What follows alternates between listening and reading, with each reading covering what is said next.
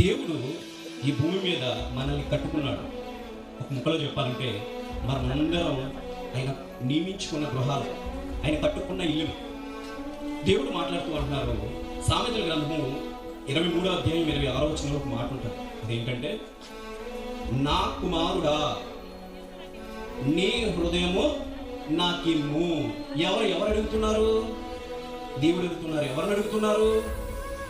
అసలు నీ హృదయం ఎవరిది? మనం పర్మిషన్ అడగాల?